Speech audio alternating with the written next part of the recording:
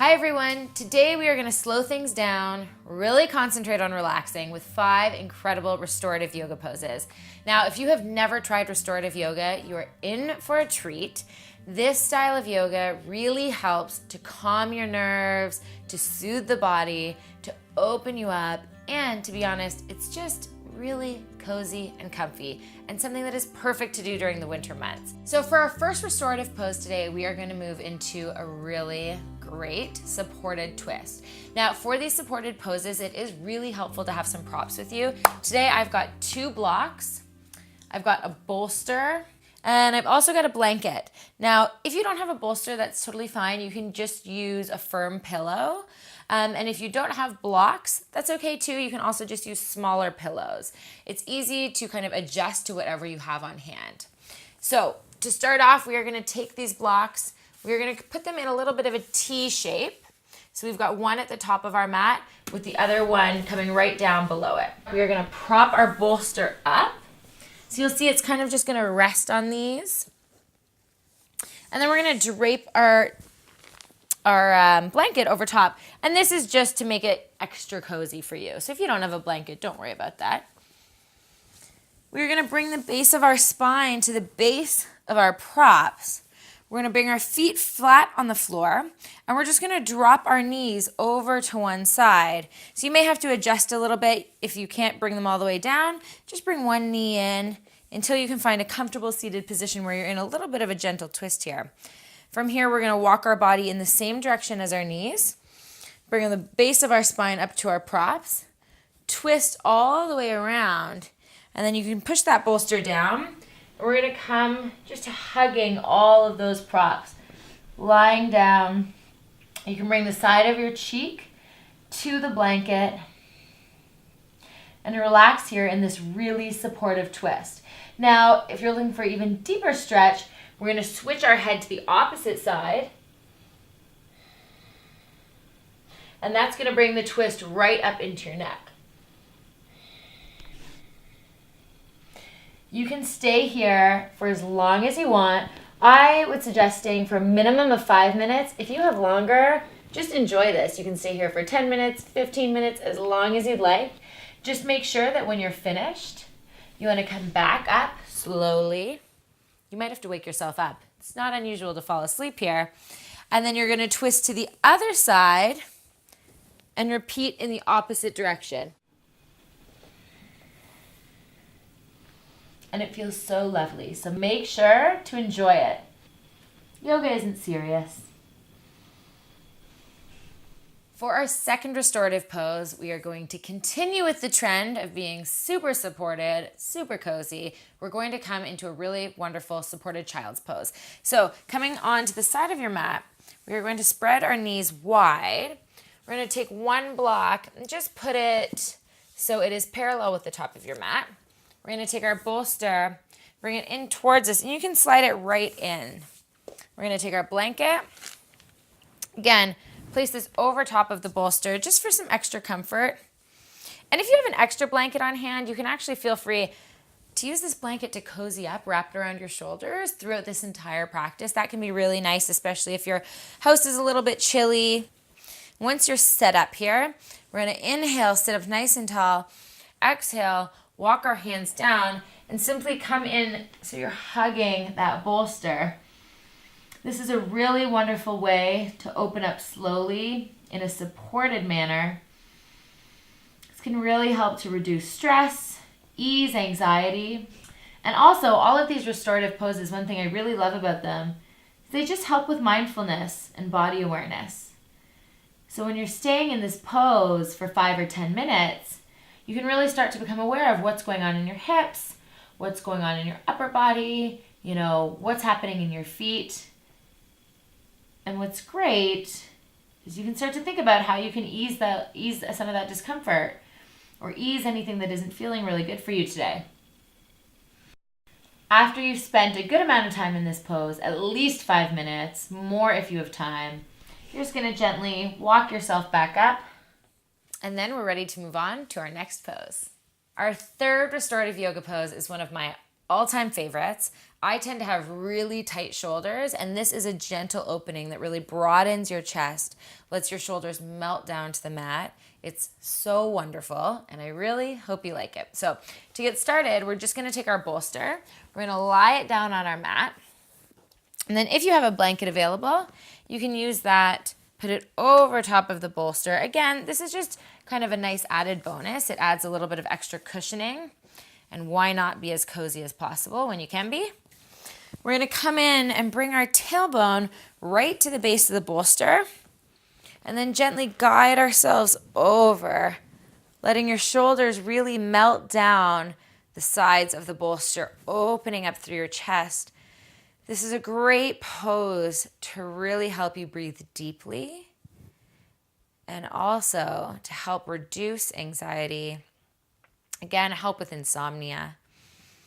And if you want a little bit of a deeper stretch, you can also bring your feet in into bound angle. You can either leave it like this, or if you have some blocks handy, you can grab them, place them under your knees so you can be as supported as possible here, and then lie back down onto your bolster. Let your arms come out wide. Try to find anywhere that you're holding on to tension. You might be contracting through your legs a little bit. Your tongue might be stuck to the roof of your mouth. You want to relax that. Relax your legs. Relax anywhere where you're holding. And then release your arms. And just enjoy this pose. It really is a great way to kind of pamper yourself with this restorative practice. Breathe deeply. And stay here for as long as you'd like, hopefully for at least 5 minutes, if not more. I could probably stay here all day, to be honest. But when you are ready to come out, make sure to come out gently. We're going to release our knees first. You can cross your legs and then support yourself as you come up and roll up gently all the way back to seated. Sit up nice and tall. Take a deep breath in. Do a big sigh. And get ready to move on to our next pose. For our next restorative pose, we are going to move into a forward fold. Now, this pose is really great for opening up your hamstrings and also really opening up your back slowly. If you're someone that traditionally rounds your back a lot in a forward fold, this is going to be a great option for you. I know that forward folds are something that I really resist sometimes because I have trouble with them. So this is something that I actually enjoy doing, and I don't bump up against it as much as I do in a normal forward fold. So to start off, we're going to take our blanket.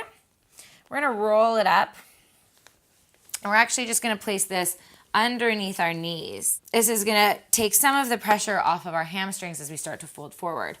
Next up, we're going to grab our bolster.